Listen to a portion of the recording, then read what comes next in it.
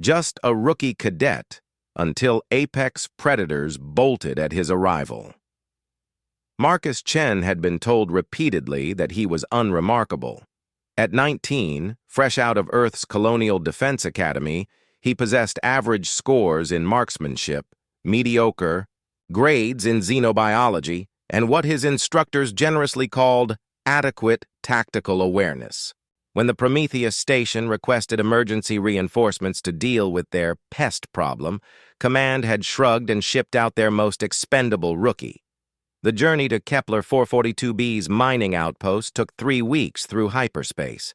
Marcus spent most of it in cryosleep, dreaming of Earth's blue skies and wondering if he'd ever see them again. The briefing packet was thin.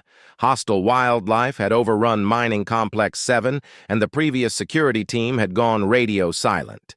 Standard pest control, they said. Nothing a fresh cadet couldn't handle. Station Commander Vexhai, a towering Alteran with 4 arms and crystalline skin, greeted Marcus at the docking bay with barely concealed disdain. Her secondary arms gestured dismissively as she spoke in accented standard. "This is what Earth sends? A pup?" Her mandibles clicked in what Marcus had learned was the Alteran equivalent of a snort.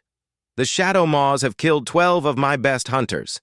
Apex predators from the deep caves, each one capable of tearing through reinforced steel with their claws."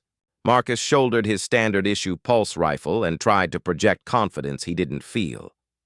"Ma'am, I'm here to do whatever's necessary."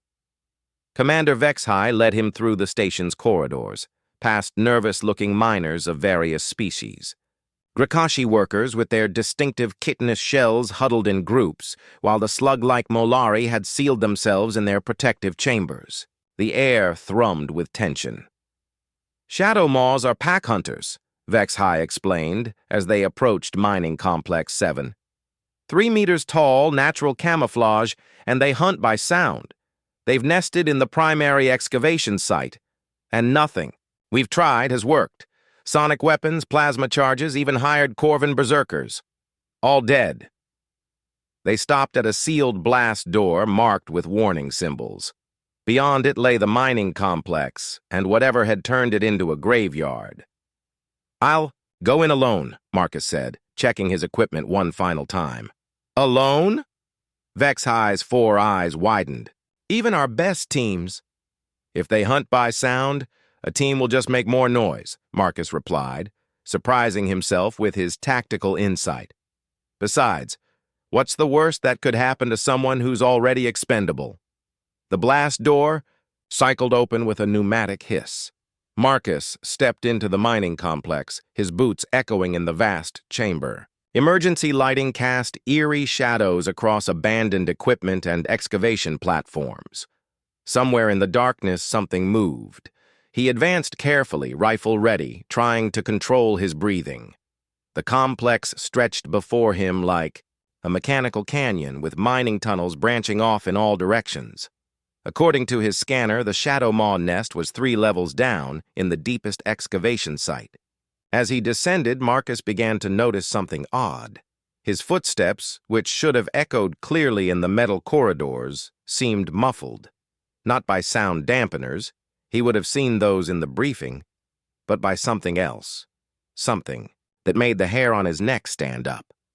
Then he saw the first body. A Corvin berserker, nearly 2 meters of muscle and fury, lay crumpled against a support beam. Its armor was shredded like paper, and deep gashes marked where claws had found their target. Marcus knelt beside it, noting the terror frozen on the warrior's face. Whatever had killed this apex predator of the galaxy's mercenary circuits had scared it first. More bodies appeared as he descended. Alteran hunters, their crystalline skin dimmed in death. Grakashi soldiers, their shells cracked like eggs. All of them showed signs of panic before the killing blow. Strange, for creatures that were supposed to be ambush predators. Level 3 opened into a vast cavern where the miners had been extracting rare earth elements. Emergency lights flickered sporadically, casting dancing shadows on the walls. And there, in the center of the cavern, Marcus saw them. The Shadow Maws were magnificent and terrifying. 3 meters of predatory perfection, with sleek black carapaces that seemed to drink in light. Their claws were indeed capable of shredding steel, and their 6 legs moved with deadly grace. A pack of 12 surrounded what appeared to be a nest carved from the rock itself. Marcus raised his rifle, then paused. The creatures weren't moving.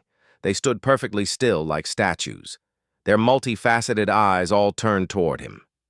Waiting. That's when it hit him. They weren't just still, they were terrified. These apex predators, these nightmare creatures that had slaughtered seasoned warriors and hardened berserkers, were absolutely paralyzed with fear. But why? He was just a rookie cadet with a standard pulse rifle. What could possibly... The revelation struck like lightning. He was human. Marcus had grown up on stories of humanity's rise to the galactic stage, but like most of his generation, he'd taken it for granted. Humans were just another species now, nothing special. But these creatures, these ancient predators from the deep caves of an alien world, they remembered something the civilized galaxy had forgotten. Earth was a death world. Not just any death world, but the death world. A planet so hostile that every single organism that evolved there was, by galactic standards, a walking nightmare. And humans weren't just from Earth. They were Earth's apex predator. The Shadow Maws could sense it. Some primal instinct, honed by millions of years of evolution, was screaming at them that they were in the presence of something far more dangerous than themselves. The pheromones, the electromagnetic signatures, the subtle cues that marked Marcus as a product of the most hostile environment in known space. It was all there, written in his very biology. One of the Shadow Maws took a tentative step backward, then another. Within moments, the entire pack was in full retreat, scrambling over each other in their desperation to escape through the mining tunnels. Their terrified shrieks echoed through the complex as they fled deeper into the planet's crust. Marcus stood alone in the cavern, rifle still raised, hardly believing what he'd witnessed. His comm unit crackled to life. "Cadet Chen, report. We're reading massive seismic activity from your position." Mission accomplished, Commander," Marcus replied, lowering his weapon. "The Shadow Maws have relocated." 2 hours later, he sat in Commander Vex High's office, still trying to process what had happened. The Alteran commander studied him with new respect, her forearms gesturing in what Marcus now recognized as acknowledgement of a superior. "I've been in contact with the Galactic Xenobiology Institute," she said finally. "They want to study this phenomenon. Apparently there are theories about Death World intimidation factors, but this is the first documented case." Marcus nodded, still feeling surreal. "So I'm not just a rookie cadet anymore?" "Cadet Chen," Commander Vex High's mandibles clicked in what might have been amusement. "You never were. You just didn't know it yet. None of us did. We'd forgotten that every human carries the legacy of Earth in their very cells, the mark of a world that tried to kill everything on it for billions of years and only made it stronger." As Marcus prepared for his return to Earth, he realized that his instructors had been wrong about one thing. He wasn't unremarkable at all. None of humanity was. They were just so remarkable that the galaxy had grown comfortable enough to forget what they really were. Sometimes it took a terrified apex predator to remind everyone of the truth. When Earth sends a human, even their rookies are absolutely terrifying.